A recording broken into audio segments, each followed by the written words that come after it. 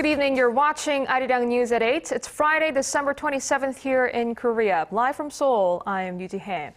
On this 19th day of the nationwide railway strike, the National Assembly tried to play the role of mediator in the deadlock between the government, the rail operator, and the union. But their efforts were in vain. Our Yeon-ji reports. Friday's meeting was the first time that the government, KORAIL management, and its labor union came together since the union's mass walkout began on December 9th. The Parliament's Labor Committee had hoped to help them find a compromise. However, the three sides only reiterated their previous stances.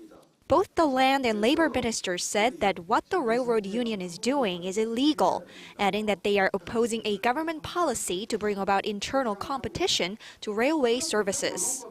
The government is pushing ahead with setting up a subsidiary company to run a new KTX high-speed train line from Suseol, southeast of Seoul, to the southern port city of Busan. The new Suseol KTX line will compete against other KTX lines, which is likely to create new demands for service. To reduce train fares, they may consider outsourcing and other measures. It will lead to better efficiency and more profits. However, the railroad union says that since the new Suseol KTX line will be run by a corporation, it will eventually open the door to the privatization of KORAIL. Although it's stalled now, Germany's railway operator began to be privatized when Germany set up a subsidiary corporation. The Korean government is setting up a KORAIL subsidiary, that's a corporation, and yet it's saying this is not privatization. The land minister said the government was still going to issue a license for the new subsidiary, which the CEO of KORAIL also supports. Earlier Friday, the KORAIL chief issued an ultimatum, telling striking workers to return to work by midnight or face disciplinary action. The railroad union told lawmakers that it will end the strike only if the government stops the approval of a license, while adding that they are not against increased competition in the sector. The Labor Committee's ruling party lawmakers support increased competition, pointing out that KORAIL's debt amounts to $16 billion. However, opposition lawmakers said much of that debt has to do with failed government policies in the past, not issues of management. Yeon-ji, ARIRANG News. Now, staying at the National Assembly, Korea's rival parties have reached a provisional agreement to reform the nation's spy agency. A special parliamentary committee says it hopes to have the details hammered out by the end of the weekend so that a final deal can be voted on the National Assembly Monday. Our Kim Ji-yeon reports. The leaders of the Special Parliamentary Committee tasked with reforming the National Intelligence Service have reached a provisional agreement. As soon as the committee's Saenuri Party leader Kim Jae-won and his Democratic Party counterpart Moon Byung-ho come up with a final version of the agreement, they will open a session with the participation of other committee members to deliberate on the deal. Under the agreement, the National Assembly's Intelligence Committee will transform into a full-time standing committee. The two leaders also agreed to strengthen the monitoring of the spy agency's budget and increase punitive measures if an NIS agent interferes in politics. Currently, the maximum prison sentence for a conviction is 5 years, but that is set to increase to 7. The agreement will also include a provision that prohibits information officers of the National Intelligence Service from gathering information about National Assembly members, political parties, or the press. However, the two sides could not come to an agreement on the issue of the spy agency's engagement in cyber warfare. The two committee leaders decided to meet again Sunday to hammer out a final version of the agreement, which is expected to be put up to a vote at a plenary session of the National Assembly on Monday. Kim Ji-yeon, ARIRANG News. The shockwaves from Japanese Prime Minister Shinzo Abe's visit to the Yasukuni War Shrine on Thursday continue to reverberate throughout Northeast Asia. The Korean government announced on Friday that it will cut off all diplomatic exchanges with Japan for the time being. Shin Se-min has more. Japanese Prime Minister Shinzo Abe's visit to the Yasukuni War Shrine has enraged the Korean government to the point that it is postponing all diplomatic exchanges with Tokyo. Those include bilateral national security policy meetings, strategic talks, and military exchanges. The Korean government also announced that it would be returning weapons and ammunition that Japan had supplied to Korean peacekeepers in South Sudan, this after the Japanese government excessively publicized the fact that it had. Seoul's foreign ministry on Thursday reacted strongly and swiftly to Abe's visit, expressing deep regret and anger, as did other countries. China, one of the major victims of Japan's past wartime aggression, strongly condemned the visit, saying it glorified Japan's history of militaristic aggression. The Japanese government even went so far as to advise Japanese citizens living in China to watch out for any possible retribution amid anti-Japanese sentiments in the nation. The United States, one of Japan's closest allies, also expressed disappointment over Abe's Yasukuni visit. U.S. Secretary of State John Kerry and Defense Secretary Chuck Hagel had advised Abe during a visit to Japan in October to avoid visiting the war shrine.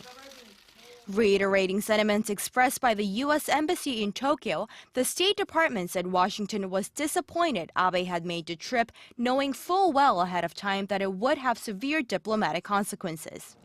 Abe visited the war shrine to mark his first year in office. And in doing so, he became the first Japanese premier since 2006 to do so. The Yasukuni Shrine honors 2.5 million war dead, most of them soldiers, but it also includes severe war criminals. It is viewed by Japan's neighbors as a symbol of Tokyo's aggression during World War II. Shin Se-min, ARIRANG News. And Prime Minister Abe's highly political visit to the controversial war shrine is widely regarded as both counterproductive and irresponsible. Then why make the trip in the first place? Our Kim Hyun-bin has some answers. Prime Minister Shinzo Abe's deeply political visit to the Yasukuni Shrine is stirring diplomatic uproars among Japan's allies and neighbors.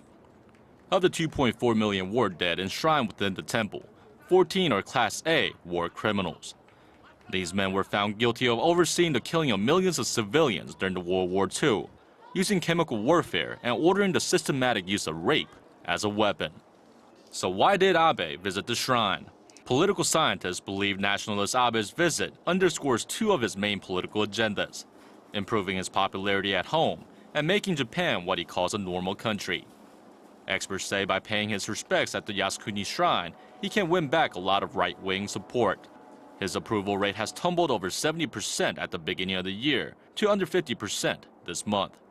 Some experts say Abe plans to radically revise Japan's post-war peace constitution, a dream that started with his grandfather in the 1950s. Abe has a strong military family background. Abe's grandfather served in the war cabinet during the war and was arrested on suspicion of being a Class A criminal, but no charges were ever brought. The peace constitution is resented by many right-wing Japanese, who believe the constitution was forced on Japan by the U.S. and is a source of great humiliation. Kim Hyun-bin, ARIRANG News.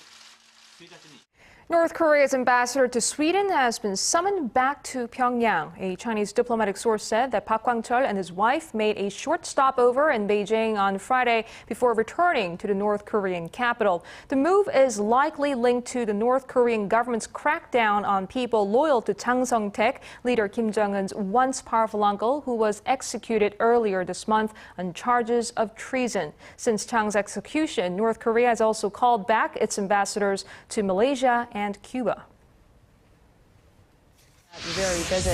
Touch base with journalists, experts, and analysts who are taking the pulse of Asia's heartbeat.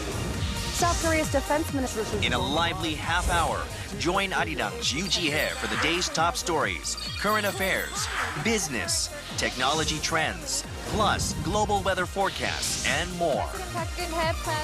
Arirang News. Every weeknight, live on Arirang TV. Korea's economic policy goals are out for next year, from the government's estimate for economic growth to its management plan to stimulate the sluggish private sector. Our Hwang Ji-hae has the details. Boosting domestic demand, job creation, and reforming the public sector. Those are the main economic objectives of the Korean government for 2014. Unveiling its economic policies for next year on Friday, the government pledged to promote investment and consumption by fostering the nation's service sector and providing tax breaks for small and medium-sized businesses. The main focus will be on improving vitality and domestic demand. The momentum of economic recovery initiated by the government this year will be expanded to the private sector, thereby solidifying the force of growth. The government says while many ordinary people could not feel the benefits from record exports this year, increased domestic activities next year will improve their livelihoods. To keep up with the momentum of recovery, fiscal spending will be front-loaded in the first half of the year. The government will place an emphasis on job creation in 2014 when it expects some 450,000 new jobs to be created. The government in particular will step up efforts to boost employment among young people and women. It'll set up a venture capital fund only for young entrepreneurs and offer incentives to create more flexible part-time jobs for female workers seeking to juggle work and home life. Also high up on the government's priority list will be debt reduction for state-run companies and public organizations and so-called economic democratization, calling for a more equitable distribution of wealth and the reining in of family-controlled conglomerates that now dominate the industrial landscape. Next year will be the first year when a drastic reform will be carried out in the public sector. We'll also advance our economic structure one step forward by institutionalizing systems needed to democratize the economy. If things pan out as the government plans, the domestic economy will grow 3.9% next year, higher than the International Monetary Fund's forecast of 3.6%. A rise in domestic demand, however, is expected to narrow the nation's current account surplus to $49 billion next year from $70 billion this year. Hwang Ji-hae, ARIRANG News. President Park Geun-hye stressed the importance of keeping the Korean economy on the track to recovery. She said that the key to realizing the goal is easing regulations across a wide spectrum of sectors, from service and housing to foreign investment. Our presidential office correspondent, Oh Jun-ju, reports. President Park has called on her top economic officials to continue focusing on economic revitalization next year.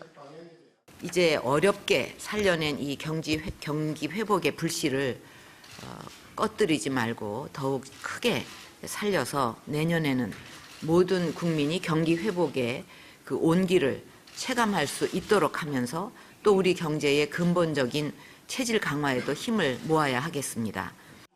In a meeting with related ministers on Friday, President Park stressed that the key to boosting the domestic economy lies in easing regulations on the country's 5 major service industries: health, education, tourism, finance, and software, and on foreign investment, which stands below the OECD average.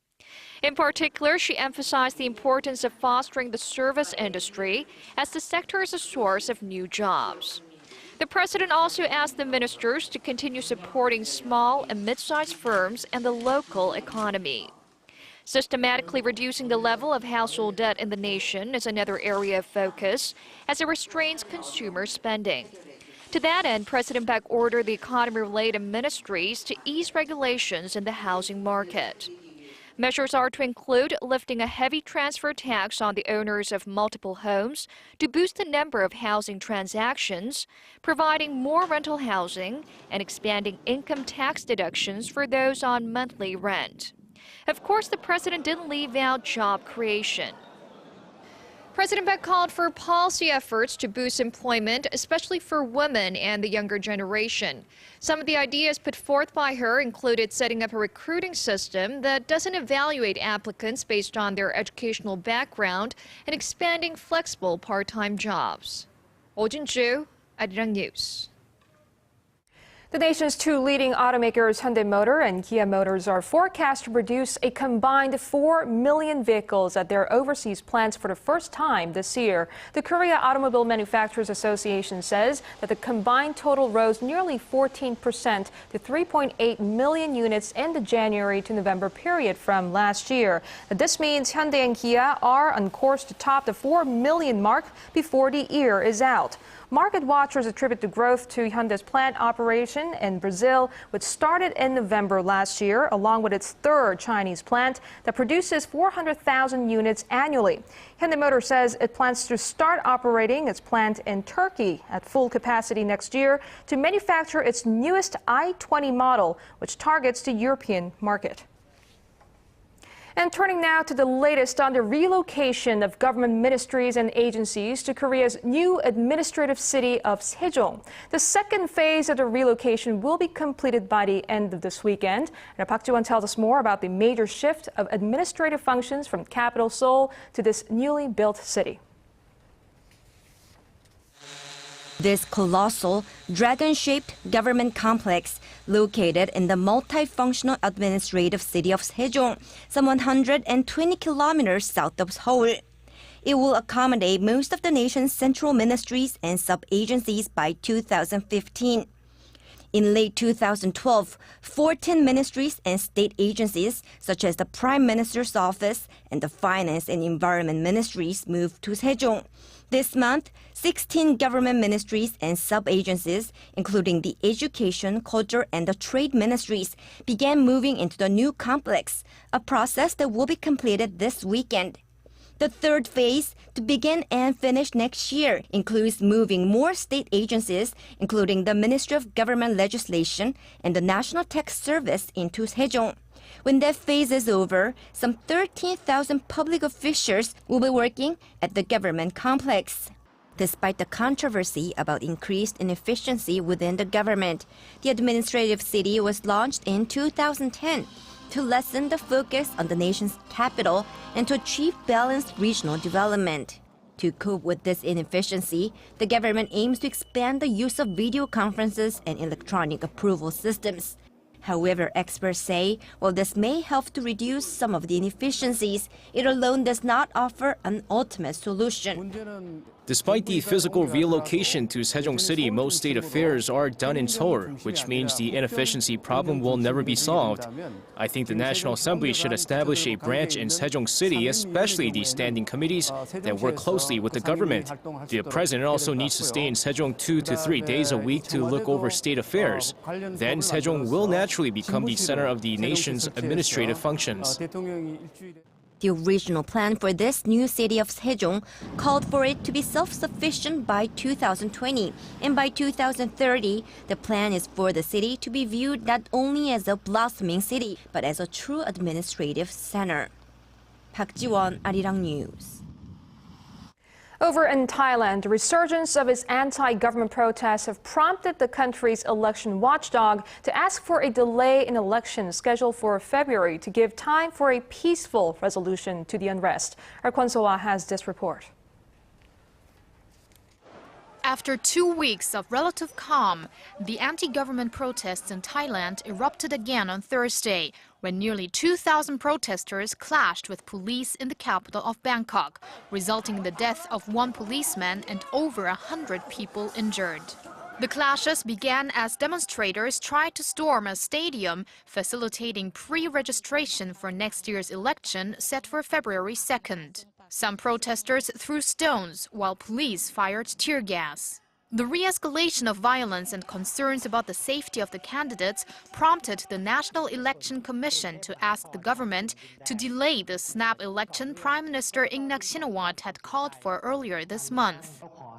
We've asked the government to postpone the election until we can come to an understanding and reach mutual consent on creating a peaceful society before the election. The government, however, firmly rejected the call. February 2nd, 2014 is mentioned in the Parliament Dissolution Act. There is no law in the Constitution that gives the government the power to postpone the election date. Current Prime Minister Ingnak Shinawatra had said she would step down from office if that is what the people want. But protesters are still demanding her ouster, saying she is her brother's puppet. Elections have been won by parties connected to Ingnak's brother Thaksin Shinawatra since 2001. Thaksin was ousted in a military coup in 2006 and has since lived in self-imposed exile. The recent protests have been stirred by an attempt by Ingnak's government to pass an amnesty bill that would have allowed Thaksin to return to his homeland. Kwon So-ah, ARIRANG News. And some health news. Thousands of people could be wasting their time and money on a common type of knee surgery that a new study suggests may be no better than a fake procedure. Our Yeon-ji tells us more. A new study has shown that a common surgical procedure to repair torn cartilage may be no more effective than a sham procedure. The study, published in the New England Journal of Medicine, examined the effects of a surgical procedure to treat a torn meniscus, the cartilage that helps support the knee.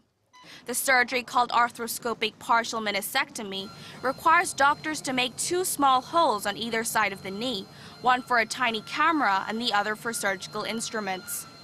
The researchers from Helsinki University in Finland divided 146 people between the ages of 35 and 65 into two groups that were either given arthroscopic surgery or a sham surgery. After a year, the researchers found no great difference in the patient's knee pain. The study, meanwhile, drew mixed reactions from the United States. A doctor at the University of Maryland Medical Center said that the findings should not be overgeneralized, adding that even the sham surgery has potential benefits because the action taken to perform the procedure may provide some relief, even if the actual problem is not addressed. However, a professor of medicine at Brigham and Women's Hospital in Boston said the meniscal surgery can provide some relief, but the effects of the surgery are short-lived. In the U.S., around 700,000 people undergo meniscal surgery each year, which amounts to some $4 billion in medical costs. The new study could cause doctors and patients to think twice before proceeding with the procedure in the future. Kim Min-ji, ARIRANG News.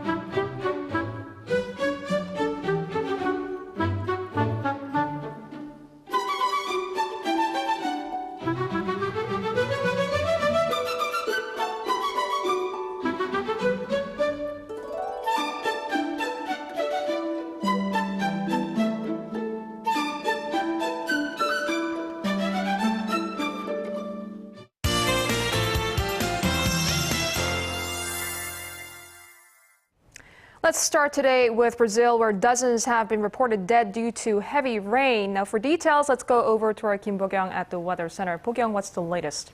Well, Ji-hae, heavy rain, which began early this month in Brazil's southeast region, has been blamed for at least 40 deaths and has left 60,000 people homeless. Making matters worse, more precipitation is forecast in those regions. Well, turning things over to Korea weather, it was a cold winter day today with cold wave alerts issued in some regions. That's right, Ji-hae. The first cold wave alert of the season has been issued in Gyeonggi-do province. Taking a look at the current conditions, the nation is under the influence of a high-pressure system, which is why we're seeing clear skies across the map. But currently, a cold wave alert and a heavy snowfall alert have been issued throughout the country. The mountains in Jeju, which are under a heavy snowfall alert, could get up to 30 centimeters of snow, and the East Coast regions 5 centimeters. Taking a closer look at tomorrow's readings, Seoul starts off the day at -9 degrees with a high of -1. Meanwhile, snow is forecast in Gwangju with a high of 1 degree. As for other regions, Jeju reaches 4 degrees with snow showers all day, all the while Dokdo and Mount Kumgang hit 2 and -7 degrees respectively. Well, that's all for now, and let's take a look at the international weather.